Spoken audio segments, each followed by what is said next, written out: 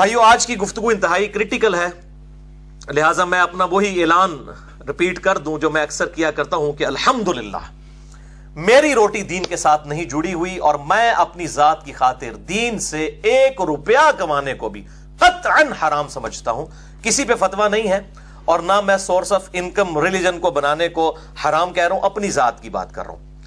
اور میں لعنت بھیجتا ہوں کسی بھی ایسی بیرونی امداد پر، خواہ وہ سعودیہ کی طرف سے ہو یا ایران کی طرف سے، کہ ان ملکوں کا ایجنڈا اس ملک میں، سب کانٹیننٹ میں، انڈیا، پاکستان اور بنگلہ دیش میں لانچ کیا جائے اور سنی شیعہ فساد کو فروغ دیا جائے اپنی ملوکیت کو بچانے کے لیے، اپنی حکومتوں کو بچانے کے لیے۔ لعنت بھیجتا ہوں ایسی امداد کے اوپر، اور یہی وجہ ہے میرے بھائیوں، میں نے فرقہ واریت کو 3 طلاقیں دے کر اور 4 تکبیریں پڑھ کر ہمیشہ کے لیے دفنا دیا ہے، کیونکہ جس کی روٹی دین کے ساتھ جڑ جائے اور وہ سورس آف انکم ریلیجن کو بنا لے، آپ اس سے کبھی بھی خیر کی توقع نہ رکھیں الا ماشاءاللہ، کوئی شاید لاکھوں میں ایک ہو، اور اللہ تعالیٰ سے دعا کریں کہ اللہ تعالیٰ اس دن سے پہلے کہ ہم میں سے کسی کی روٹی دین کے ساتھ جڑ جائے، اللہ تعالیٰ ہمیں ایمان و عافیت کے ساتھ مدینہ شریف میں موت، بقیع غرقد میں مدفن، اور جنت الفردوس میں اپنے محبوب صلی اللہ علیہ وآلہ وسلم کے قدموں میں جگہ عطا فرمائے، آمین۔ بھائیو آپ میں سے اکثر لوگ میرے ماضی سے واقف ہیں۔ میں اپنی پیدائش 4 اکتوبر 1977 سے لے کر آلموسٹ 30-31 سال تک 2007 تک بریلوی رہا، اس کے بعد کچھ عرصہ دیوبند کے ساتھ اور پھر اہل حدیث کے ساتھ بھی کچھ عرصہ گزرا، اور 2008 میں پھر کچھ عرصہ ایز اے اسٹڈی میں نے اہل تشیع کے ساتھ بھی گزارا۔ آج بھی میں سب کی حق بات قبول کرتا ہوں، جہاں پر بھی مجھے علمی اختلاف ہو تو بغیر کلمہ گو اہل قبلہ کی تکفیر کیے پازیٹیولی علمی دلائل کے ساتھ اصلاح کی کوشش کرتا ہوں، اور یہی ایک مسلمان کا ایٹیچیوڈ بھی ہونا چاہیے۔ اب ڈیٹیل میں جانے سے پہلے ایک دفعہ دروشی پڑھ لیجئے۔ اللہم صلی علی محمد وعلی آل محمد کما صلیت علی ابراہیم وعلی آل ابراہیم انک حمید مجید، اللہم بارک علی محمد وعلی آل محمد کما بارکت علی ابراہیم وعلی آل ابراہیم انک حمید مجید۔ بھائیو انشاءاللہ آج کا لیکچر جو ہے ایک ہسٹری بننے جا رہا ہے انشاءاللہ تعالی، ایک ویڈیو بک انشاءاللہ اہل سنت اور اہل تشیع کے درمیان جو کنفلکٹ ہے، اس میں ہارمنی کی کا ایٹیچیوڈ کیا ہونا چاہیے انشاءاللہ تعالی، اس حوالے سے اور اس لیکچر کی سینسٹیوٹی کے پیش نظر میں نے آج اپنا بیک گراؤنڈ جو ہے یہ ریڈ کلر کا لگایا ہے، تاکہ لوگوں کو اندازہ ہو یہ کوئی سنی شیعہ کی ریپرزنٹیشن نہیں ہے، بلکہ اس ٹاپک کی سینسٹیوٹی کی کو خیال رکھتے ہوئے یہ ریڈ بیک گراؤنڈ میں نے استعمال کیا ہے۔ اور آج کے لیکچر میں ہم روٹین سے ہٹ کر اہل سنت کی بجائے اہل تشیع کے ریفرنسز کو پہلے نمبر پر ڈسکس کرنے جا رہے ہیں، اور میں یہ چاہ رہا ہوں کہ اہل سنت کا مقدمہ اہل تشیع کی عدالت میں رکھا جائے، ان کی کتابوں کی روشنی میں، ہماری کتابوں کی روشنی میں نہیں۔ اور اسی لیے میں نے اہل تشیع کے جو ریفرنسز ہیں ان کو آج ڈسکس کرنا ہے، اور اہل سنت کے ریفرنسز اگلی دفعہ الگ لیکچر میں انشاءاللہ تعالی مسئلہ نمبر 162B کے اندر۔ اور یہاں پر میں سنی اور شیعہ عوام کے لیے تمہیداً کچھ باتیں عرض کر دوں، کیونکہ میں نے جس کتاب کا حوالہ دینا ہے اس کا مقام اہل تشیع کے ہاں من و عن اسی طریقے سے ہے جس طرح اہل سنت کے ہاں صحیح بخاری کا مقام ہے۔ اگرچہ اصول الکافی کتاب ہے ان کی احادیث کی، وہ آپ کہہ سکتے ہیں صحیح بخاری کے مقابلے کے اوپر اس کتاب کو وہ مانتے ہیں، اور وہ بھی امام بخاری رحمہ اللہ تعالیٰ کے 50-60 سال کے بعد لکھی گئی، لیکن جس کتاب کو شہرت حاصل ہوئی وہ ہے میرے بھائیوں یہ کتاب نہج البلاغہ۔ یہ اہل تشیع کے بچے کو اس کتاب کا اندازہ ہے کہ یہ کتاب اہل تشیع کی مین سٹریم کی نمبر 1 کتاب ہے قرآن حکیم کے بعد۔ سیدنا مولا علی رضی اللہ تعالیٰ عنہ علیہ السلام کے خطبات کا یہ مجموعہ ہے نہج البلاغہ، اور یہ میرے ہاتھ میں جو ترجمہ ہے یہ میرے بھائیوں اہل تشیع کا سب سے بیسٹ ترجمہ پاکستان کے اندر، ان کے جو بہت بڑے اسکالر ہیں مفتی جعفر حسین صاحب، ان کا ترجمہ ہے، اور یہ شائع ہوا ہے امامیہ کتب خانہ مغل حویلی اندرون موچی دروازہ لاہور سے۔ اور اس میں سے میں انشاءاللہ مولانا علی علیہ السلام کے خطبات वर्ड बाई वर्ड पढ़ूंगा, खुद मैंने तर्जुमा नहीं किया, इसी में से पढ़ूंगा, ताकि किसी के दिमाग में शैतान ये भी वसवसा ना डाल दे कि अपने कोलों पे गला करता है।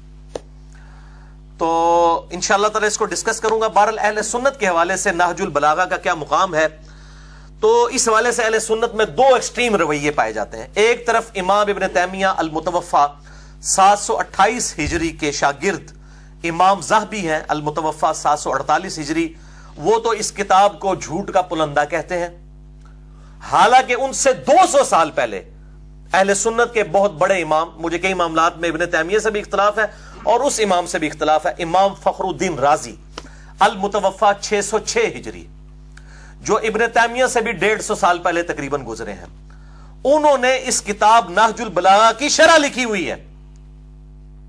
जैसे इब्न हजर अस्कलानी ने सही बुखारी की शरह लिखी है ना, फतहुल बारी, इस तरीके से उन्होंने इसकी शरह लिखी है इमाम फखरुद्दीन राजी ने। तो अब शरह लिख रहे हैं, ज़ाहिर है उससे वो रिजल्ट निकाल रहे हैं। तो ये दो एक्सट्रीम रवैये हैं। मेरा मौक़िफ़ इस किताब के बारे में ये है, जिस तरह के बाकी किताबों के बारे में जो सुन्नियों की किताबें भी हैं, कि उसके अंदर गलत चीजें भी हैं, सही चीजें भी हैं। तो जो पॉजिटिव चीजें हैं इंशाअल्लाह मैं उसको आज कोट भी करने जा रहा हूं, मौला अली अलैहिस्सलाम के खुतबात इसमें से। और मेरे भाइयों, जो इस किताब के अंदर मवाद मौजूद है, ये आप ये ना समझिएगा कि ये जो है वो एब्सोल्युटली अहले तशय्यो के यहां पाई जाने वाली रवायतें हैं। नहजुल बलागा के अंदर वो रवायतें पाई जाती हैं जो हमारी अहले सुन्नत की किताबों में मौजूद हैं। आज भी ये जितनी रेफरेंसेस आएंगे, मैं अगर उनके रेफरेंसेस अहले सुन्नत की किताबों से, सही बुखारी सही मुस्लिम से देना शुरू करूं, तो मैं नहजुल बलागा के उन खुतबात को बुखारी और मुस्लिम से साबित कर सकता हूं। तो ये अल्हम्दुलिल्लाह इस हवाले से कोई ऐसी चीज नहीं है कि जिसके ऊपर कोई खतरा हो कि ये कोई इस किस्म की चीजें पढ़ने लगा। अहले सुन्नत के यहां कई एक किताबें हैं जिनके अंदर ये खुतबात मौजूद हैं, और उसमें टॉप ऑफ द लिस्ट किताब मैं आपको बता देता हूं, इमाम बुखारी और इमाम मुस्लिम के उस्ताद हैं इमाम इब्ने अबी शैबा रहिमहुल्लाह ताला अल मुतवफ़ा 235 हिजरी। 1500 हदीसें सही मुस्लिम में इस इमाम से ली गई हैं, और सही बुखारी में भी हदीस मौजूद है। 20% ऑफ सही मुस्लिम इस इमाम ने रवायत किया है। इसी अल मुसन्नफ इब्ने अबी शैबा में लास्ट के अंदर जाके बिल्कुल एंड पे चैप्टर है किताबुल जमल। ये मेरे भाइयों किताबुल जमल, ये फरहान भाई ये वाला पेज दिखा दीजिए। किताबुल जमल, चूंकि जमल से ही सारे फितनों का आगाज हुआ, इसके अंदर 3 बाब उन्होंने बनाए हैं। पहला बाब जो है सैयदना तलहा, जुबैर और सईदा आयशा का जो काफिला निकला था मौला अली के खिलाफ जमल के लिए, और उसके बाद जंगे सिफीन पे चैप्टर है, फिर जंगे नहरवान के ऊपर चैप्टर है, और ये 187 अहादीस और आसार इसके अंदर इमाम इब्ने अबी शैबा ने जमा की हैं। कई एक रवायतें इसके अंदर वो मौजूद हैं जो कि नहजुल बलागा में मिन्नो अन उसी तरीके से मौजूद है। अल्हम्दुलिल्लाह ये किताब हो गई अल मुसन्नफ इब्ने अबी शैबा का ये चैप्टर, और ये चैप्टर उर्दू में अल्हम्दुलिल्लाह चूंकि आ चुकी 11 जिल्दों के अंदर।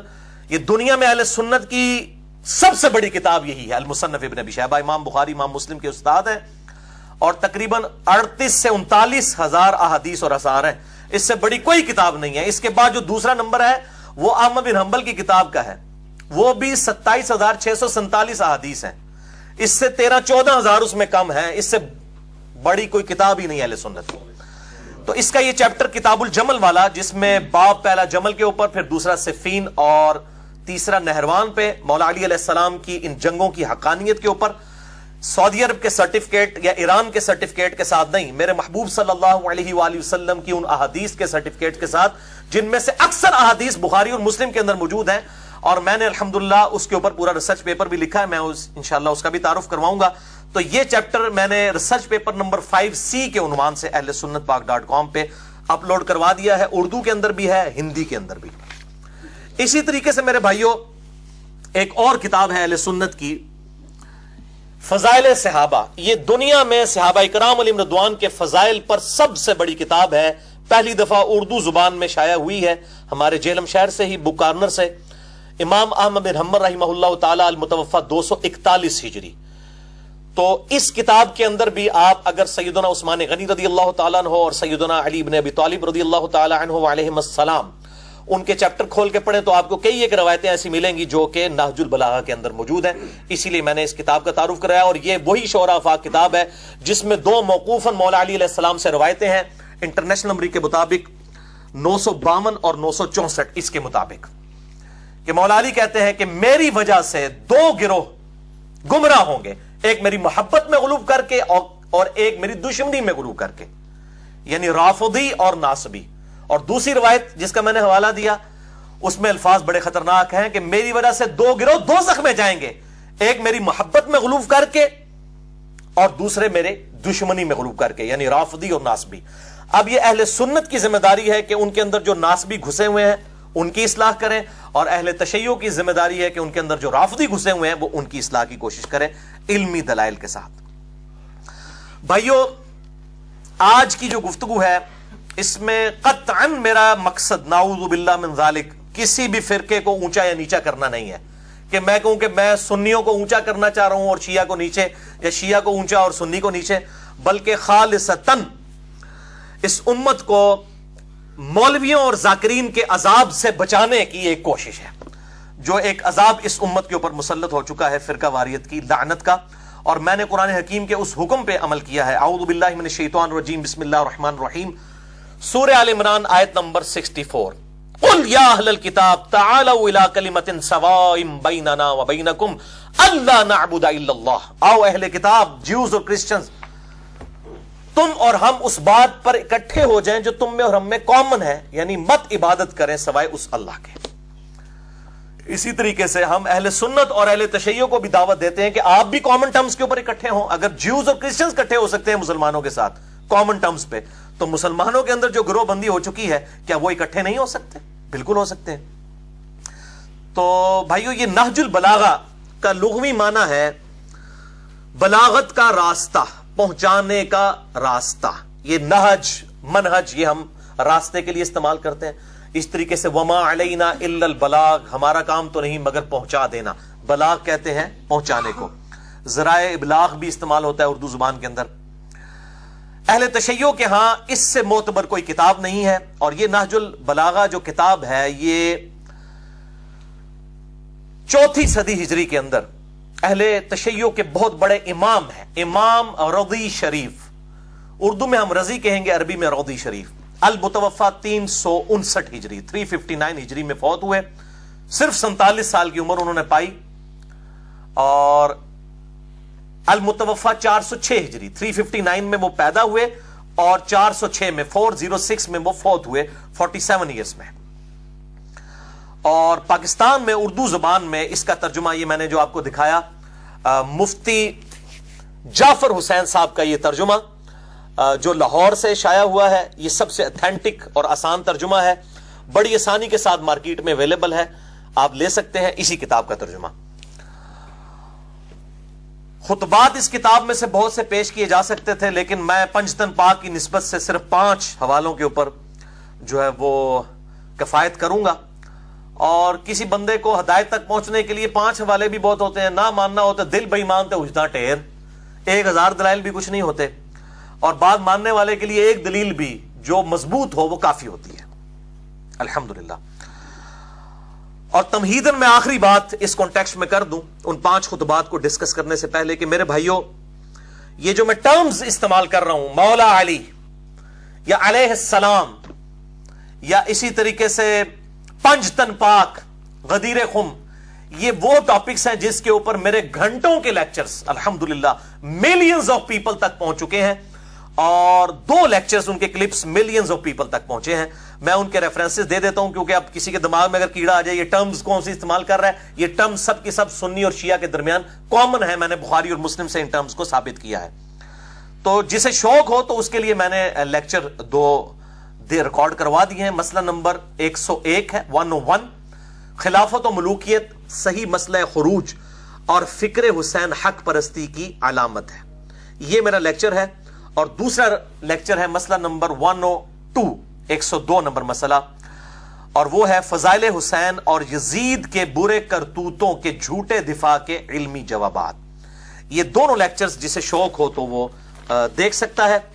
और हाल ही में 5 घंटे का क्वेश्चन आंसर सेशन एक्सक्लूसिवली इसी मुहर्रमुल हराम 1438 हिजरी में सुन्नी शिया कन्फ्लिक्ट के ऊपर 1 to 1 मुझसे 100 सवाल किए गए, जो वीडियो रिकॉर्डिंग में मसला नंबर 157A और 157B 2.5 घंटे की 2 ویڈیوز اپلوڈ ہیں، ایک ہی نشست میں یہیں پر ریکارڈ ہوئی تھی، جسے شوق ہو تو وہ دیکھ سکتا ہے، اور ریٹن فارم میں اگر کسی کو شوق ہو پولیٹیکل سسٹم آف اسلام اور خلافت راشدہ، اس حوالے سے میرے بھائیوں یہ بہت بڑی خدمت ہے۔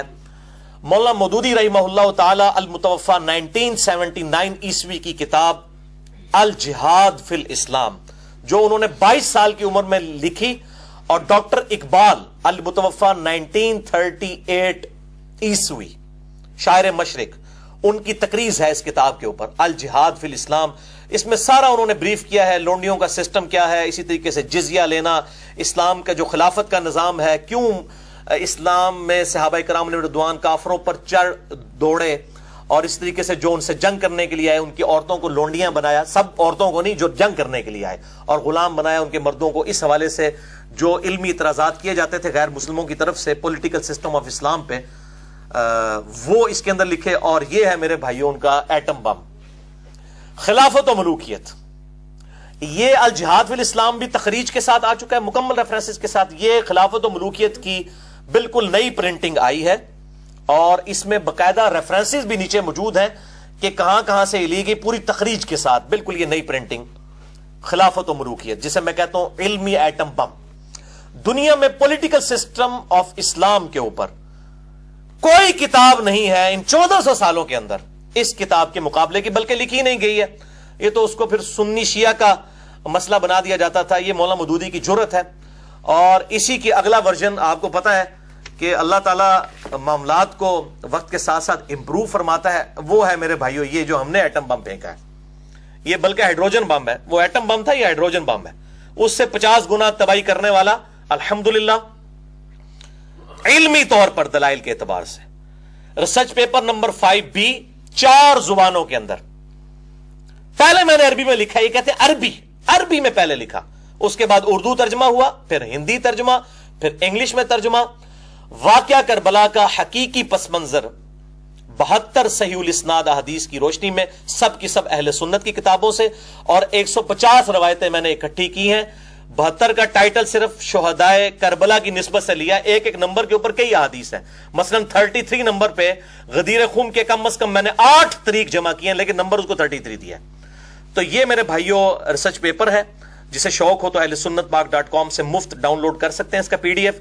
اور آپ کے لیے میں خوشخبری بھی بتا دوں اس لیکچر کی برکت سے کہ اس کا اگلا ورژن بھی آنے لگا ہے، جس میں میں نے شہادت عثمان کے اصلی اسباب بتائے ہیں، حکمرانوں کی لکھوائی ہوئی تاریخ نہیں، بخاری اور مسلم کی روشنی میں نے بتایا کہ یہ جو ڈنڈورا پیٹا جا رہا ہے کہ جی یہ کوئی عبداللہ بن سبا تھا، ایک اس نے سارے صحابہ کی مت مار دی تھی، نعوذ باللہ من ذالک، چند مجرموں کو بچانے کی خاطر عبداللہ بن سبا کا ڈھونگ رچایا۔ عبداللہ بن سبا تھا، اس کو مولا علی نے ہی قتل کروایا، وہ بعد کا مسئلہ ہے، قتل عثمان میں اس کا کوئی ہاتھ نہیں ہے۔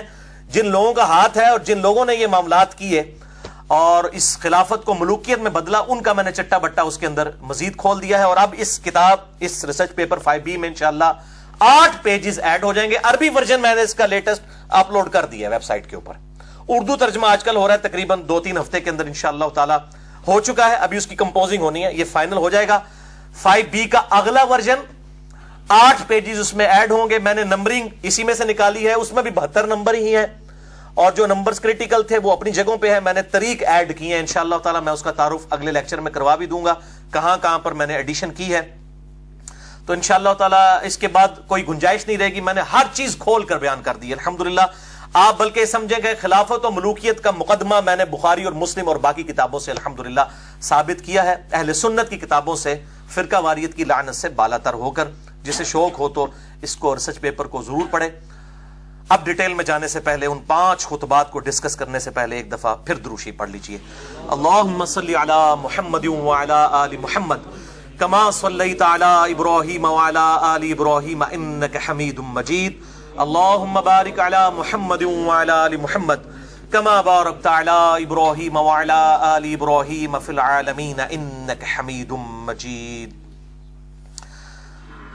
نہج البلاغہ سے سیدنا مولا علی رضی اللہ تعالی عنہ وعلیہ السلام کا پہلا خطبہ، ریفرنس نمبر 1، حجت الاسلام مفتی جعفر حسین صاحب کا ترجمہ، ورڈ بائی ورڈ میں اس میں سے پڑھوں گا۔ پیج نمبر ہے 384 اور خطبہ نمبر ہے 144 اس نہج البلاغہ میں سے. یہ دوبارہ دکھا دیجئے ان کو. لاہور سے یہ پرنٹ ہوئی ہے. مفتی جعفر حسین صاحب نے اس کا ترجمہ کیا ہے اور میں نے اہل تشیع علماء سے پوچھا, ان کا سب سے اتھینٹک ترجمہ یہی ہے جس کو آن کیا جاتا ہے. ان سے بڑا کوئی عالم دین نہیں ہے ان کا. تو اسی میں سے ورڈ بائی ورڈ میں پڑھوں گا, لفظ بل لفظ, کوئی الفاظ اپنی طرف سے نہیں انشاءاللہ تعالی. تو پہلا خطبہ ہے پیج نمبر 384 خطبہ نمبر 144, آیت الاستخلاف سورہ نور کی آیت نمبر 55 جس کے کانٹیکسٹ میں آج ہم ڈسکشن کر رہے ہیں. پرٹیکولرلی مولا علی علیہ السلام نے بھی اسی آیت کو خلافت راشدہ کی دلیل بنایا ہے نہج البلاغہ کے اندر. وہ خطبہ سنیے ورڈ بائی ورڈ.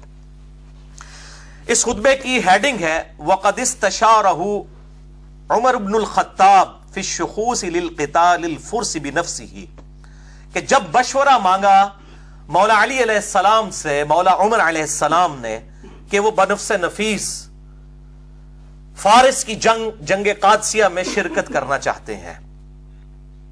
امیر المومنین تھے اس وقت, دو ہی سپر پاورز تھی, پرشین امپائر, ایرانین امپائر, اور دوسری رومن امپائر. جس طریقے سے آج جو ہے وہ امریکن اور رشیا تو اب کافی حد تک کمزور ہو چکا ہے, اس طریقے سے اس وقت یہ دو بڑی سپر پاورز تھی. تو ظاہر ہے کہ یہ بڑی گھمسان کی جنگ ہونے والی تھی قادسیہ. مولا علی علیہ السلام نے مشورہ ان سے مانگا سیدنا عمر علیہ السلام نے کہ مجھے اس جنگ میں خود جانا چاہیے کیونکہ بہت گھمسان کی جنگ ہے اور اس میں بالکل 1-0 والا ایشو ہے. اگر یہ جنگ ہارتے ہیں تو جو ڈیٹرس بن چکی تھی جنگ یرموک کے بعد, جس میں رومن امپائر گھٹنے ٹیک چکی تھی, تو اس کے بعد یہ جنگ قادسیہ ہونے والی تھی. تو یہ جب مشورہ مانگا گیا تو مولا علی نے دیکھیں کیا مشورہ دیا, ورڈ بائی ورڈ اہل تشیع کا ترجمہ نہج البلاغہ پیج نمبر 384 خطبہ نمبر 144. اس امر میں کامیابی اور ناکامی کا دار و مدار فوج کی کمی بیشی پر نہیں رہا ہے. یہ تو اللہ کا دین ہے جسے اس نے سب دینوں پر غالب رکھا ہے, اور اس کا لشکر ہے جسے اس نے تیار کیا ہے, اور اس کی ایسی نصرت کی ہے کہ وہ بڑھ کر اپنی موجودہ حد تک پہنچ گیا ہے اور پھیل کر اپنے موجودہ پھیلاؤ پر آ گیا ہے.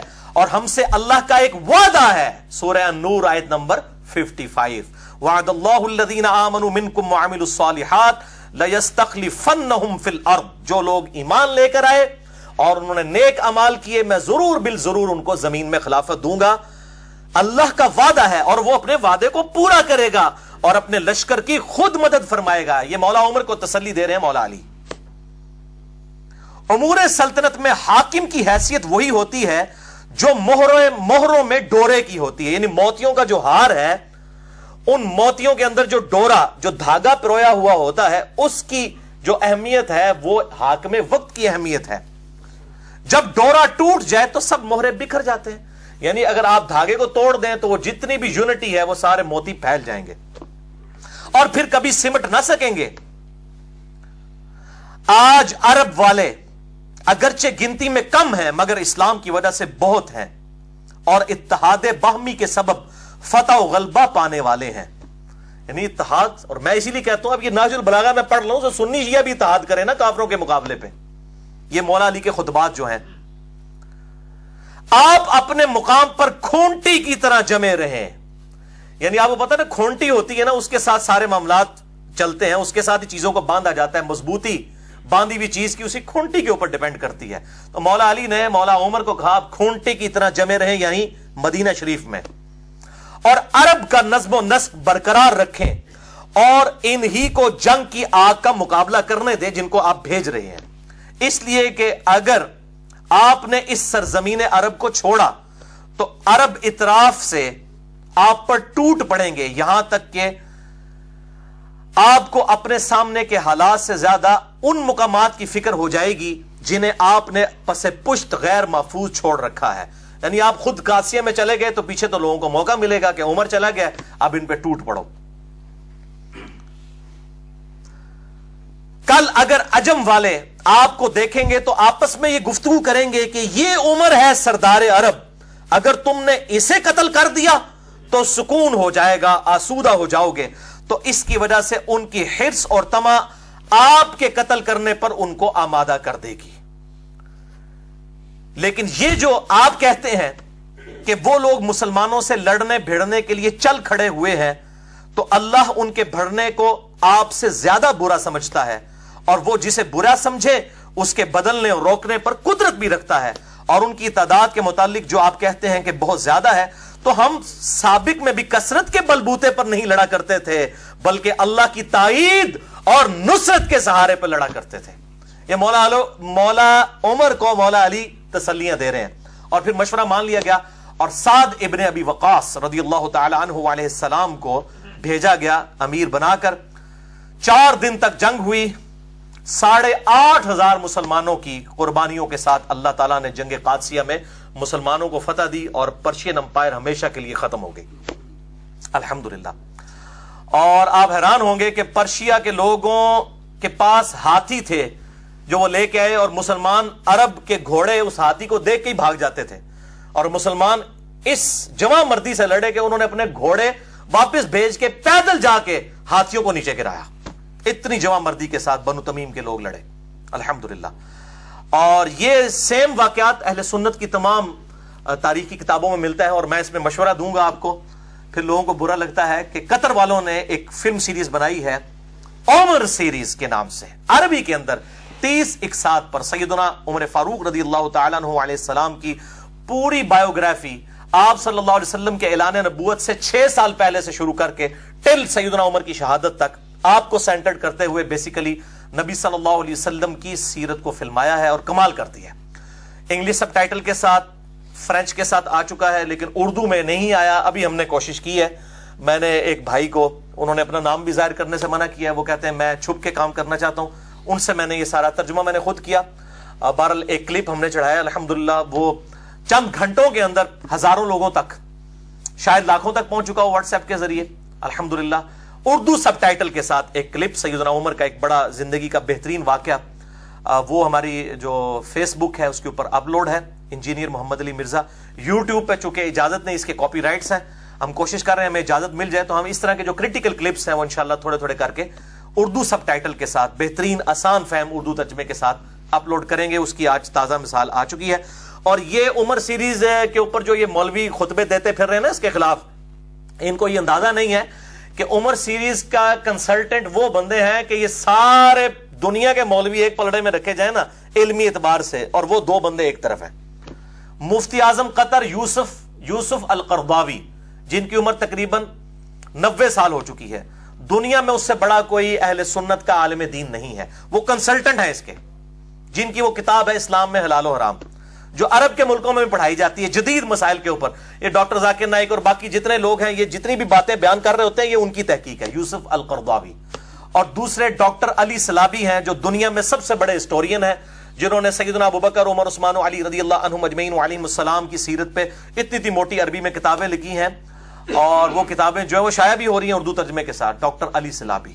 تو یہ 2 بڑے بڑے لوگ ہیں جنہوں نے عمر سیریز کے اوپر کنسلٹینسی دی ہے، اور الحمدللہ یہ ریکارڈنگ ہوئی، اور اس کا ٹیسٹ ہی عربی میں ہونے کی وجہ سے ہے۔ نہج البلاغہ سے مولا علی علیہ السلام کا دوسرا خطبہ، ریفرنس نمبر 2، حجت الاسلام مفتی جعفر حسین صاحب کا اردو ترجمہ، پیج نمبر 368، خطبہ نمبر 132۔ جنگ یرموک جو قادسیہ سے پہلے رومن امپائر کے خلاف فیصلہ گن جنگ تھی، اس میں بھی سیدنا عمر نے کہا کہ میں خود جا کے مسلمانوں کو لیڈ کرتا ہوں تاکہ مورائل بلند ہو مسلمانوں کا۔ تو اس حوالے سے بھی مولا علی سے مشورہ مانگا گیا، اور اس خطبے کی ہیڈنگ کیا ہے؟ وَقَدْ شَاوَرَهُ عمر بن الخطاب فی الخروج الى غزو الروم بنفسه۔ جب مولا علی علیہ السلام سے مولا عمر نے مشورہ مانگا کہ وہ خود جا کر روم کا غزوہ لڑنا چاہتے ہیں۔ یہ غزوہ کو جو کہا گیا نا جس میں حضور شریک ہوں صلی اللہ علیہ وآلہ وسلم، وہ غزوہ ہوتا ہے، دوسرا جو ہے وہ سریہ ہوتا ہے، یہ بالکل جھوٹ ہے، محدثین اس فرق کو نہیں مانتے۔ غزوہ کا لفظ کسی لیے بھی استعمال ہو سکتا ہے۔ مسئلہ نمبر 127B امام محمد مہدی والے لیکچر کے اندر میں نے اس کے اوپر ڈیٹیل سے گفتگو کی ہے، غزوہ ہند والی حدیث کے اوپر۔ وہ کہتے ہیں نہیں غزوہ اس لیے کہ نبی صلی اللہ علیہ وسلم خود آ جائیں گے، نعوذ باللہ، غزوہ ہی، اب غزوہ روم کا لفظ یہاں پہ موجود ہے، حالانکہ اس میں تو نہیں موجود تھے۔ تو جب مشورہ مانگا گیا جنگ یرموک پہ جانے کے لیے، تو اب مولا علی کیا کہتے ہیں ورڈ بائی ورڈ؟ اللہ نے دین والوں کی حدوں کو تقویت پہنچانے اور ان کو ان کی غیر محفوظ جگہوں کو دشمن کی نظر سے بچانے کا ذمہ لے رکھا ہے. وہی خدا اب بھی زندہ و غیر فانی ہے کہ جس نے اس وقت ان کی تائید و نصرت کی تھی جبکہ وہ مسلمان تھوڑے تھے, غزوہ بدر میں تھوڑے سے تھے, کہ دشمن ان سے انتقام نہیں لے سکتے تھے, کہ وہ اپنے دشمن سے انتقام نہیں لے سکتے تھے. اللہ نے اس وقت بھی مسلمانوں کی مدد کی اور ان کی حفاظت کی جب وہ اتنے کم تھے کہ اپنے کو محفوظ نہیں رکھ سکتے تھے. تم اگر خود ان دشمنوں کی طرف بڑھے اور ان سے ٹکرائے اور کسی افتاد میں پڑ گئے تو اس صورت میں مسلمانوں کے لیے دور کے شہروں کے پہلے کوئی ٹھکانہ نہ رہے گا اور نہ تمہارے بعد کوئی ایسی پلٹنے کی جگہ ہوگی کہ اس کی طرف پلٹ سکیں. یعنی سیدنا عمر کو کہہ رہے ہیں تو سیدھے تھم ہو ساڑھے تو انو کو جو ہو گیا تھا پیچھے کے بڑھے گا. اگر وہاں پہ مسلمان شکست کھاتے ہیں تو آپ کی طرف تو آ سکتے ہیں, آپ پھر نئی کمک بھیج سکتے ہیں. اگر کسی افتاد میں پڑ گئے تو اس صورت میں مسلمانوں کے لیے دوسرے شہروں کے پہلے کوئی ٹھکانہ نہ رہے گا اور نہ تمہارے بعد کوئی ایسی پلٹنے کی جگہ ہوگی کہ اس کی طرف پلٹ کر آ سکیں. تم ان کی طرف اپنی بجائے کوئی تجربہ کار آدمی بھیجو اور اس کے ساتھ اچھی کارکردگی دکھانے والے, خیر خواہی کرنے والے لوگ بھیج دو. اگر اللہ نے غلبہ دے دیا تو تم یہی چاہتے ہو, اگر دوسری صورت یعنی شکست ہوئی تو تم لوگوں کے لیے ایک مددگار اور مسلمانوں کے لیے پلٹنے کا مقام ہوگے. دیکھو کیا تعریفی کلمات ہیں مولا عمر کے لیے, مولا علی کے, کہ آپ مسلمانوں کے لیے وہ پناہ گاہ ہوں گے کہ اگر شکست ہو بھی گئی یرموک میں تو مسلمان آپ کی طرف پلٹیں گے. آپ جب زندہ و سلامت ہوں گے پھر مورال بلند ہو جائے گا.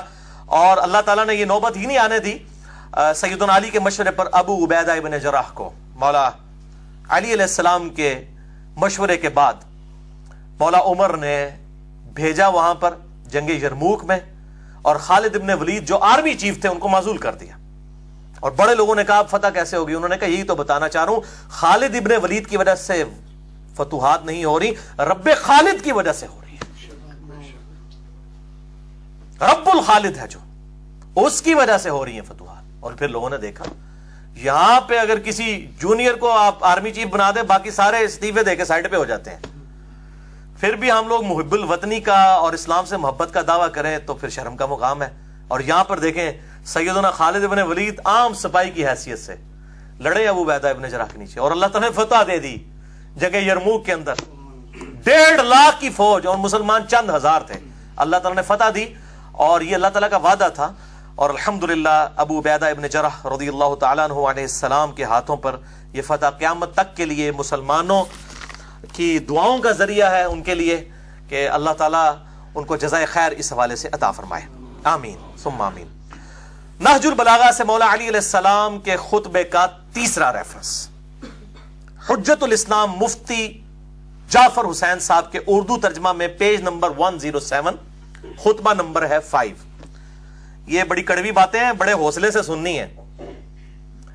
جب ابو سفیان نے عباس ابن عبد المطلب جو نبی صلی اللہ علیہ وآلہ وسلم کے چچا تھے, ابو سفیان فتح مکہ پہ معافی مانگ کے مسلمان ہو گیا. اس کی یاری دوستی تھی عباس کے ساتھ. جب مسلمانوں نے سیدنا ابو بکر الصدیق کی بیعت کر لی, مولا علی نے اس وقت تک نہیں کی تھی, 6 مہینے بعد کی. یہ پوری ڈیٹیل طرف 3 گھنٹے کا لیکچر ہے, مسئلہ نمبر 55B میرا اہل سنت پاک.com پہ. وصی رسول کون ہے اور حدیث قرطاس کا تحقیقی جائزہ, جسے شوق ہو تو وہ دیکھ سکتا ہے. اب اس نے موقع غنیمت جانا تو اس نے عباس بن عبد المطلب کو لیا اور مولا علی کے پاس آیا کہ یہ کیا نچلے درجے کا ابو بکر, بنو تیم جو سب سے نچلا قبیلہ ہے قریش کا, اصل قبیلے تو بنو ہاشم اور بنو امیہ ہیں, ٹھیک ہے, اور یہ کمزور درجے کا نچلے درجے کے قبیلے کے لوگ ہیں جن کی بیعت ابو بکر کی لوگوں نے کر لی ہے, تو علی تم ہاتھ بڑھاؤ, ہم تمہارے ہاتھ پہ بیعت کرتے ہیں. بولے اعوذ باللہ تعالی, اندازہ لگائیں. تو مولا علی نے کہا تو جب مسلمان ہوا تب بھی اسلام کا دشمن, اور جب تو کافر تھا اس وقت بھی اسلام کا دشمن ہی تھا. خوب ڈانٹا. اور یہ ہمارے اہل سنت کے ہاں کئی روایتیں ہیں. تاریخ طبری ہے جو تاریخ الامم والملوک, امام طبری اہل سنت کے ایک ہیں, اہل تشیع کے, اہل سنت کے امام طبری, انہوں نے بھی یہ سارے ان کے جو ڈسکشن جو مولا علی کے ساتھ ہوئی وہ نقل کی ہے. اور آپ اردو میں ترجمہ شائع ہو چکا ہے فیصل اکیڈمی لاہور والوں کا 2004 میں، صفحہ نمبر 424 اور جلد نمبر 2 میں یہ سیم خطبہ موجود ہے جو میں نہج البلاغہ سے ورڈ بائی ورڈ مولا علی علیہ السلام نے جو جھڑکا ابو سفیان کو، یہ کہنے لگا میں پیادوں اور سواروں سے بھر دوں گا اس پورے مدینے کو تیری حمایت کے اندر، ابو بکر کو ہٹاؤ. تو مولا علی نے کہا کہ ہاں انہی پیادوں اور سواروں کے ساتھ بھرے گا نا جو تو خندق میں اور احد میں رسول اللہ کے مقابلے پر لے کے آیا تھا جن لوگوں کو، آج ابو بکر کے مقابلے پر میری حمایت کے اندر ان لوگوں کو لے کے آئے گا. اسی لیے میں کہتا ہوں یہ لوگ مطلب ادھر بھی اسلام کے ساتھ دشمنی، یہاں پہ بھی ظاہر ہے کہ کمزور درجے والے لوگ تھے، نبی علیہ السلام کی ان کو صحبت اتنی نہیں ملی، ہم ان کو صحابی مانتے ہیں رضی اللہ تعالیٰ عنہ کہتے ہیں، لیکن ان کو صحبت نہیں ملی تو ظاہر ہے وہ کمزوریاں پھر نظر بھی آ رہی ہیں. اب یہ وہ آپ ورڈ بائی ورڈ خطبہ سنیں مولا علی نے کیا ڈانٹا ہے، اور اس میں کئی ایک ٹروتھ ایکسپوز کیے مولا علی نے. اے لوگو، فتنہ و فساد کی موجوں کو نجات کی کشتیوں سے چیر کر اپنے کو نکال لو، تفرقہ اور انتشار کی راہوں سے اپنا رخ موڑ لو، نہ انتشار پیدا کرو، جب بیعت ہو گئی ہے ٹھیک ہے. اللہ اکبر. فخر و مباحات کے تاج اتار ڈالو. وہ اتنا فخر کرتا تھا جی، بنو تیم، ایک بنو تمیم ہے ایک بنو تیم ہے جس میں سے سیدنا ابو بکر تھے، وہ کہتے ہیں یہ بنو عدی بھی بالکل نچلے درجے کا تھا جس سے حضرت عمر بنے ہیں. یہ قبائلی سسٹم میں اس وقت دو ہی تھے، ایک بنو امیہ اور دوسرے بنو ہاشم. ایک کے پاس جو ہے حکومت تھی اسلام سے پہلے، دوسروں کے پاس جو ہے وہ بنو ہاشم کے پاس جو ہے وہ خانہ کعبہ کی تولیت تھی. جس طرح آج بھی سعودیہ کے اندر آل سعود ہیں، ان کے پاس حکومت ہے، اور آل شیخ جو ہے انہوں نے مسلح سنبھالے ہوئے ہیں. یہی معاملہ اس وقت بھی تھا. تو اب وہ کہہ رہے ہیں کہ جی یہ کمزور درجے کے قبیلوں کے لوگ، ان کو آپ خلیفہ چن رہے ہیں. آپ دیکھیں کیا کہہ رہے ہیں، فخر و مباحات کے تاج اتار ڈالو، صحیح طریقہ عمل اختیار کرنے میں کامیاب وہ ہے جو اٹھے تو پر اور بال کے ساتھ اٹھے، اور نہیں تو اقتدار کی کرسی دوسروں کے لیے چھوڑ دے. وہ کہہ رہے ہیں جب لوگوں نے اتفاق کر لیا ابو بکر کے اوپر، پھر اس معاملے میں اس کو معاملے کو بگاڑنے کی ضرورت نہیں ہے، بلکہ اقتدار کی کرسی ان کے لیے چھوڑ دی جائے. ظاہر نبی صلی اللہ علیہ وسلم بادشاہ نہیں تھے، اللہ کے خلیفہ تھے دنیا پہ. آپ یہ ملوکیت کر ہی نہیں سکتے تھے کہ مولا علی کو اپنے بعد خلافت دے کر جاتے. اگرچہ مولا علی حقدار بھی تھے، کسی بھی درجے میں کسی صحابی سے کم نہیں تھے بلکہ بڑھ کر ہی تھے، لیکن آپ صلی اللہ علیہ وآلہ وسلم یہ ملوکیت نہیں کر سکتے تھے، اور سیدنا علی کو بھی یہ پتا تھا. مسئلہ نمبر 55B، وصی رسول کون ہے صلی اللہ علیہ وآلہ وسلم اور حدیث قرطاس کا تحقیقی جائزہ، اس میں میں نے ڈیٹیل سے ہی بات کی ہے. اب یہاں پر دیکھیں وہ کہتے ہیں، اور اس طرح خلق خدا کو بد امنی سے راحت میں رکھو. اس وقت طلب خلافت کے لیے کھڑا ہونا ایک گدلا پانی اور ایسا لقمہ ہے جو کھانے والے کے گلے میں پھنس کر رہے گا. پھلوں کو ان کے پکنے سے پہلے چننے والا ایسا ہی ہے جیسے دوسروں کی زمین میں کاشت کرنے والا. وہ کہتے ہیں جب پھل کچا ہو تو اس کو تو نہیں اتارنا چاہیے، یعنی میں بھی پھل ہوں، میرا پکنے کا وقت آئے گا جب جمل، صفین اور نہروان لڑنی ہوگی. وہ میرے نبی نے میری ڈیوٹی لگائی ہے. وہ ظاہر ہے چوتھے خلیفہ نہیں لڑنی تھی آ کے، تو کچے پھل کو مت توڑو. اب وہ ان کو یہ باتیں پتا تھی، وہ آگے بات یہ کریں گے بھی. اگر بولتا ہوں تو لوگ کہتے ہیں یہ دنیاوی سلطنت میں اٹھ کھڑے ہوئے ہیں، اور اگر میں چپ رہتا ہوں تو لوگ کہتے ہیں موت کے ڈر سے چپ کر گیا.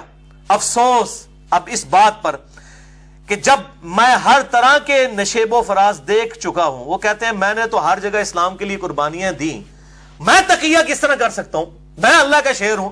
یہ کہتے ہیں خالد ابن ولید نے وہ جکڑ کے رسیوں میں، جھوٹی روایت، وہ 1 کروڑ خالد ابن ولید مولا علی کا مقابلہ نہیں کر سکتے. وہ کہتے ہیں میں نے تو اسلام کے بڑے یہ ادوار دیکھے ہیں، جب کوئی بھی آگے نہیں جاتا تھا، خیبر کے اندر، خندق کے اندر ابن عبد الود آ گیا، خیبر میں مرحب آ گیا، تو میں نے تو یہ سارے معاملات خود دیکھے ہوئے ہیں، میں موت سے نہیں ڈرنے والا. صحیح مسلم میں آتا نا، میرا نام میری ماں نے حیدر رکھا ہے، شیر ہوں میں. وہ کہتے ہیں میں تو سارے نشیب و فراز دیکھ چکا ہوں. اللہ کی قسم ابو طالب کا بیٹا موت سے اتنا مانوس ہے کہ بچہ اپنی ماں کی چھاتی سے اتنا مانوس نہیں ہوتا. ماں کی چھاتی سے جو دودھ کے لیے جتنا بچہ تڑپتا ہے، اتنا میں موت کا مشتاق ہوں. ظاہر ہے جی، جن کے لیے آخرت کی زندگی سب کچھ ہو تو دنیا لائبلٹی ہے، آخرت تو ایسٹ ہے ان کے لیے. البتہ ایک علم پوشیدہ ہے میرے سینوں کی تہوں میں لپٹا ہوا، اگر اسے ظاہر کر دوں تو تم اسی طرح پیچو تاب کھانے لگو جس طرح گہرے کنویں میں رسیاں لرزتی اور تھر تھراتی ہیں. یعنی میرے پاس ایک علم ہے. وہ علم کیا ہے کہ کچے پھل کو نہیں توڑنا. میرے پکنے کی باری ابھی نہیں آئی ہے, وہ آئے گی جب جمل, صفین اور نہروان لڑنی ہوگی. اور وہ سینے میں چھپا ہوا علم کیا نبی صلی اللہ علیہ وسلم نے دیا. یہ میں نے 72 احادیث والے پمفلٹ میں اس کو واقعہ کربلا کا حقیقی پس منظر 72 صحیح الاسناد احادیث کی روشنی میں اس کے اندر اس کو بریف کیا ہے. حدیث میں بتا دیتا ہوں. سنن نسائی الکبریٰ میں انٹرنیشنل نمبر کے مطابق 8457 ہے. مسند احمد میں 11790 ہے. نبی علیہ السلام اپنی ایک زوجہ کے گھر سے باہر نکلے, آپ کا جوتا ٹوٹ گیا, آپ نے جوتا گھانٹنے کے لیے مولا علی کو دیا. وہ جوتا گھانٹنا شروع ہو گئے. آپ صلی اللہ علیہ وسلم تھوڑے آگے جا کر کھڑے ہو گئے. آپ صلی اللہ علیہ وآلہ وسلم نے فرمایا علی کا انتظار کرتے ہیں. پھر آپ نے فرمایا کہ اللہ تعالیٰ نے مجھے نبی بنا کر مبعوث کیا, تو ایز اے لاسٹ ریزالٹ مجھے کافروں کے خلاف تلوار اٹھانی پڑی قرآن حکیم کی خاطر, اس کو منوانے کی خاطر, ایز اے لاسٹ ریزالٹ. لیکن تم میں ایک خوش نصیب ایسا بھی ہے کہ جسے اسی طریقے سے جس طریقے سے میں نے قرآن حکیم کی تعبیر کی خاطر تلوار اٹھائی, وہ قرآن کی تعویل کی خاطر مسلمانوں کے خلاف تلوار اٹھائے گا. سیدنا ابو بکر نے کہا یا رسول اللہ, انا یا رسول اللہ, کیا میں ہوں؟ فرمایا لا. حالانکہ آپ لا کے الفاظ نہیں استعمال کرتے تھے. سیدنا عمر نے کہا یا رسول اللہ وہ خوش نصیب میں ہوں؟ فرمایا نہیں, بلکہ وہ خوش نصیب وہ ہے جو میری جوتیاں گانٹ رہا ہے. صحابہ دوڑے مولا علی کی طرف اور کہا کہ آپ کو مبارک ہو, آپ کے لیے اتنی بڑی خوشخبری ہے کہ آن دا بہاف آف پروفٹ آپ مسلمانوں کے خلاف تلوار اٹھائیں گے جس طرح کے نبی صلی اللہ علیہ وسلم نے کافروں کے خلاف. تو مولا علی مسکرا پڑے. صحابہ کہتے ہیں ہم سمجھ گئے کہ مولا علی کو اس بات کا پتہ ہے, حضور نے بتایا ہوا ہے ان کو پہلے ہی کہ آن دا بہاف آف پروفٹ انہوں نے جنگ جمل, صفین اور نہروان لڑنی ہے. کسی سعودی عرب کے تنخواہ دار مولوی کے سرٹیفکیٹ کی ضرورت نہیں ہے, نہ کسی ایران کے تنخواہ دار مولوی کے سرٹیفکیٹ کی ضرورت ہے. الحمدللہ بخاری اور مسلم میں درجنوں احادیث میں نے اس ریسرچ پیپر میں لکھی ہیں جنگ جمل, نہروان اور صفین کے اوپر مولا علی کے لیے گارنٹی حق پہ ہونے کی نبی صلی اللہ علیہ وآلہ وسلم نے دی ہے. الحمدللہ. تو آپ یہ دیکھ لیں, یہ سیم خطبہ یہاں پہ بھی موجود ہے نہج البلاغہ میں. اچھا, اب ہمارے سنی بھائی سوچ رہے ہوں گے, تو میں ان کو بھی تھوڑی سی پھکی دے دوں, پھر یہ جب لیکچر ہوگا نا تو کہیں گے تک جی سب کچھ لکھا ہے شیعہ کی کتاب میں, شیعہ کیوں نہیں مندے؟ تو تسی مندے ہو اپنی کتاباں نو؟ مجھے بتائیں بخاری اور مسلم میں نماز کا طریقہ رفع الیدین کے ساتھ لکھا ہوا ہے. اہل تشیع رفع الیدین کرتے ہیں رکوع میں جاتے وقت اور رکوع سے اٹھتے وقت, اور اہل سنت میں صرف 2-3% لوگ ہی ہیں اہل حدیث جو وہ کرتے ہیں. باقی 95% سے زیادہ سنی تو رفع الیدین کوئی نہیں کرتے. تو میں اب سنیوں سے پوچھتا ہوں, آپ بخاری اور مسلم کو مانتے ہیں جو آپ یہ ڈیمانڈ کر رہے ہیں کہ شیعہ نہج البلاغہ کو مانے؟ پہلے اپنی منجی طرح بھی ڈنڈا پھیرو نا. اور جو بیچارے اہل حدیث اس پہ عمل کر رہے ہیں, کبھی ان کو کہتے ہیں مکھیاں مارتے ہیں, کبھی کسی طریقے سے سنت کا مذاق اڑاتے ہیں, اور جی منسوخ ہو چکا ہے. سعودی والوں تو نہیں حال تک پتہ لگا کہ منسوخ ہے, تو انو چوتھے محلے پتہ لگ گیا منسوخ ہو گیا.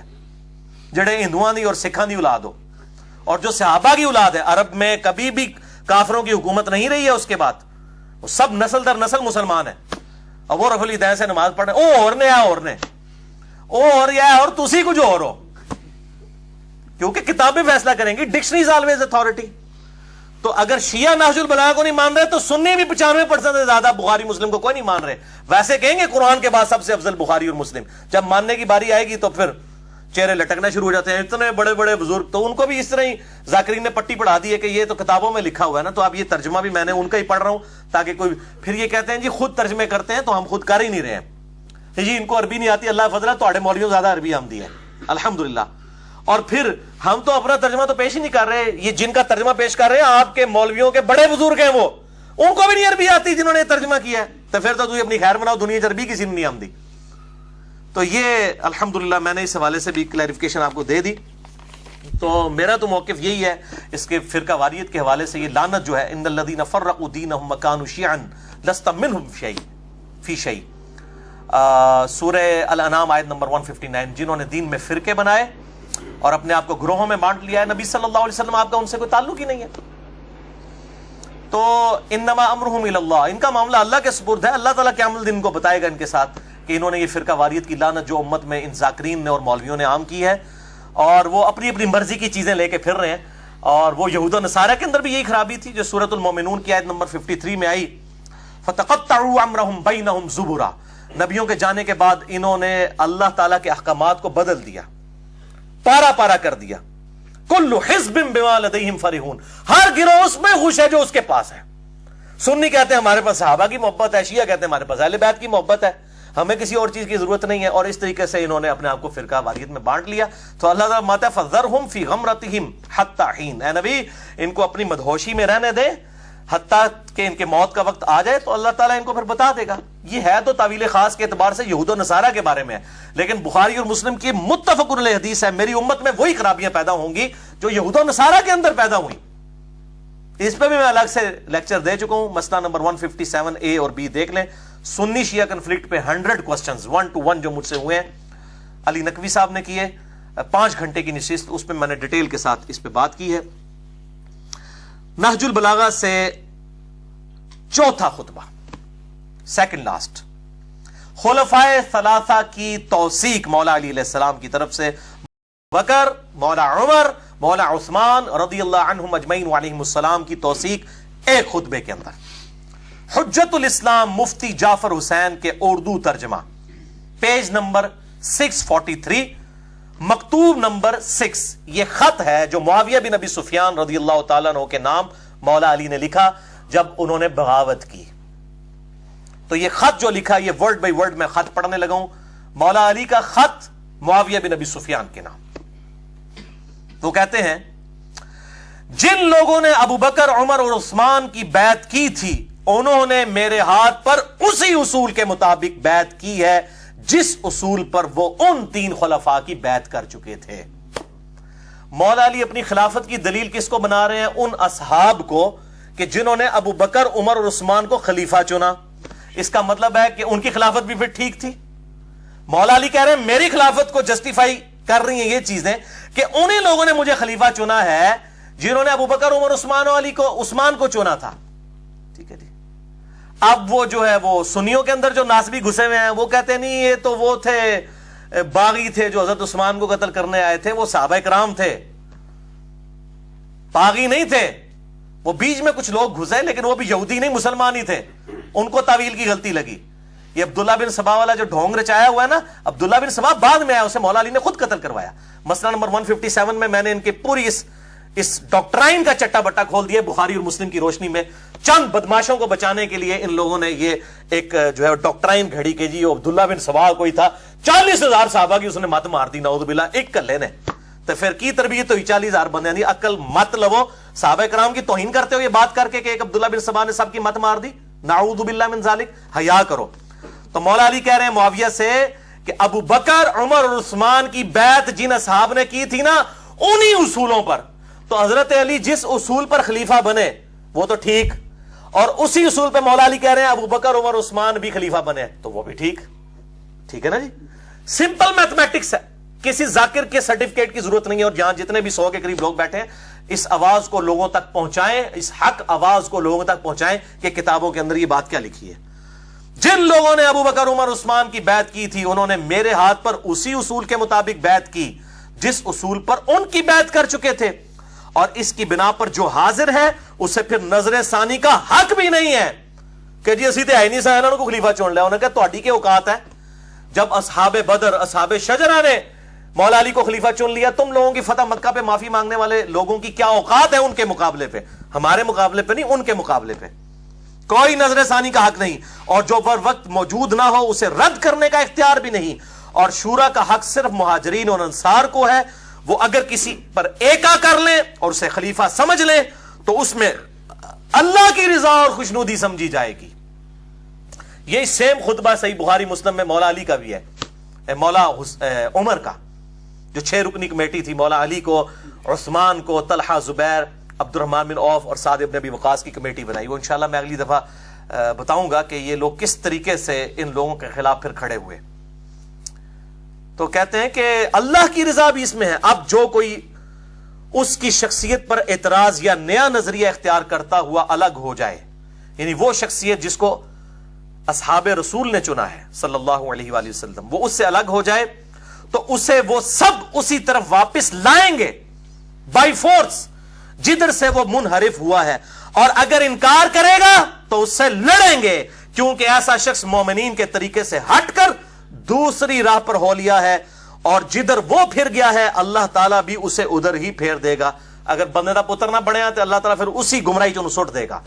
تو بائی فورس معاویہ ہم تجھے رائے راست کے اوپر لے کر آئیں گے, مجھے خلیفہ چنا ہے اصحاب بدر اصحاب شجرہ نے.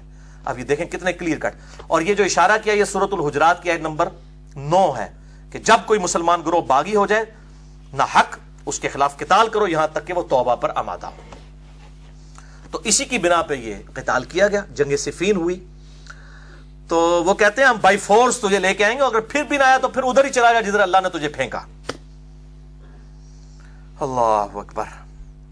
اے معاویہ میری جان کی قسم اگر تم اپنی نفسانی خواہشوں سے دور ہو کر عقل سے دیکھو گے تو سب لوگوں سے زیادہ مجھے ہی عثمان کے خون سے بری پاؤ گے, مگر یہ کہ تم بہتان باندھ کر کھلی ہوئی چیزوں پر پردہ ڈالنا چاہتے ہو. والسلام. چلو مسلمان مانا معاویہ کو. میں اہل تشیع کو بھی کہتا ہوں وہ کمزور درجے کا مسلمان تھے لیکن ہے مسلمان تھے, منافق نہیں تھے. ان کا معاملہ اللہ کے سپرد. السلام بھی اس میں کیا, والسلام لکھ کے خط کو مکمل کیا اور کہا یہ جو عثمان کے قتل کا جو بہانہ بنایا ہے مجھے خوب پتا ہے, سانون پتا ہے کہ کیا ہوا ہے. ٹھیک ہے, میں بخاری مسلم تو کھول دیتا ہے کہ ہوا ہے, اصل مقصد کیسی. تو وہ انشاءاللہ میں اگلی دفعہ بتاؤں گا کہ ان لوگوں کی کیا ورلڈنگ ہوا کرتی تھی. اور مولا عمر نے پہلے ہی بتا دیا تھا. صحیح مسلم میں 1258 نمبر حدیث ہے, یہ اب میں اس کی اگلے ورژن میں ڈال رہا ہوں 72 حدیث والے میں, اور کافی ساری حدیثیں میں نے ڈالی. 1258 صحیح مسلم دارالاسلام کی نمبرنگ کہ سیدنا عمر کہتے ہیں میں نے خواب دیکھا ہے. اچھا ایک حدیث وہ ہے جو ان کے زخم لگنے کی ہے, وہ بخاری میں 3700 ہے 3700. اس میں تو ہے ان کو زخم لگ گیا, موت کا وقت قریب آیا, انہوں نے 6 رکنی کمیٹی بنائی. یہ اس سے پہلے کا واقعہ, ابھی کچھ بھی نہیں ہوا. صحیح مسلم 1258 1258 صحیح مسلم انٹرنیشنل نمبر کے مطابق. سیدنا عمر نے خطبہ دیا اور اس میں رسول اللہ کا ذکر کیا صلی اللہ علیہ وسلم, ابو بکر کا ذکر کیا اور کہا کہ دیکھو میں نے آج رات ایک خواب دیکھا ہے کہ ایک مرغے نے مجھے 3 دفعہ ٹھونگ ماری ہے اور میں اس کی تعبیر کرتا ہوں کہ شاید میری موت کا وقت قریب آ رہا ہے, مجھے قتل کر دیا جائے گا. بخاری میں تو ہے زخم بھی لگ چکا تھا یہاں پہ. اور اگر مجھے کچھ ہو جائے تو دیکھنا خلافت کے امر کو ان 6 بندوں سے باہر نہ جانے دینا جن سے نبی صلی اللہ علیہ وسلم اپنی وفات تک راضی رہے. علی, عثمان, طلحہ, زبیر, عبد الرحمن بن عوف, سعد ابن ابی وقاص رضی اللہ عنہم اجمعین وعلیہم السلام. اس کا مطلب ہے کچھ سے پھر ناراض بھی ہوں گے اگر 6 سے وفات تک راضی رہے. یہ عشرہ مبشرہ والے تھے.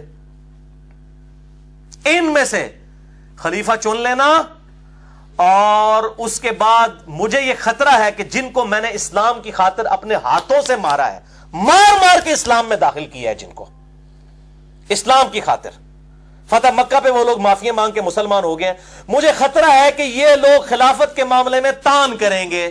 وہ کیا بھی ہے دیکھیں.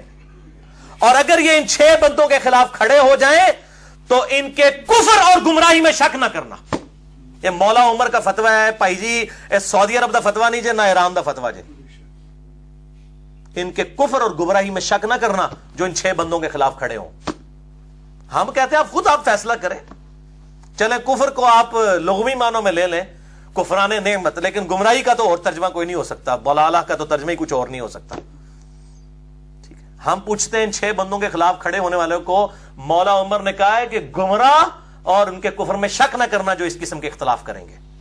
تو یہی آپ دیکھ لیں ادھر بھی کلیئر کٹ سیدنا علی بھی کہہ رہے ہیں کہ یہ اللہ کی منتخب کردہ شخصیات ہیں جن کو اصحاب بدر اور اصحاب شجرہ چنے. اگر یہ کوئی اس طرح کی حرکت کرو گے تو تلوار کے زور پہ تمہیں سیدھے راستے کے اوپر میں لے کے آؤں گا. بہرحال اس حوالے سے مولا علی علیہ السلام کی جو حقانیت ہے بخاری اور مسلم کی احادیث کی روشنی میں نے اس پہ ڈیٹیل لیکچر دیا ہے. خلافت و ملوکیت صحیح مسئلہ خروج اور فکر حسین حق پرستی کی علامت ہے, مسئلہ نمبر 101 اہل سنت پاک.com پہ.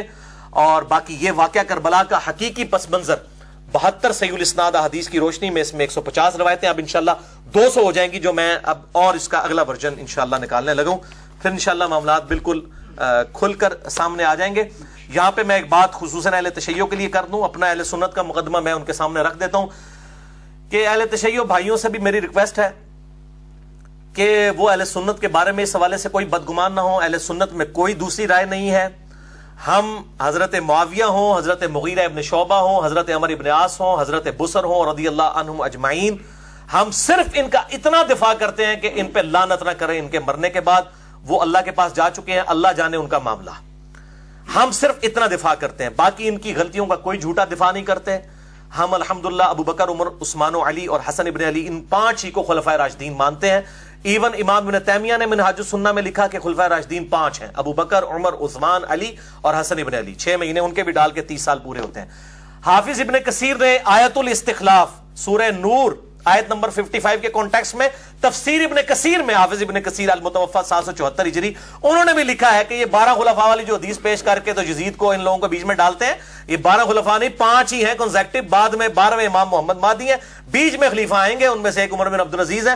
انہوں نے نہ معاویہ کو نہ یزید ابن معاویہ کو خلفائے راشدین میں شامل ہی نہیں کیا، نہ ابن تیمیہ نے، نہ ان کے شاگرد امام ابن کثیر نے. تو یہ الحمدللہ کوئی دوسری رائے نہیں. ہم صرف کہتے ہیں کہ لعنت نہ کریں، اور اس حوالے سے ذرا اصلاح کا دروازہ تاکہ کھلا رہے.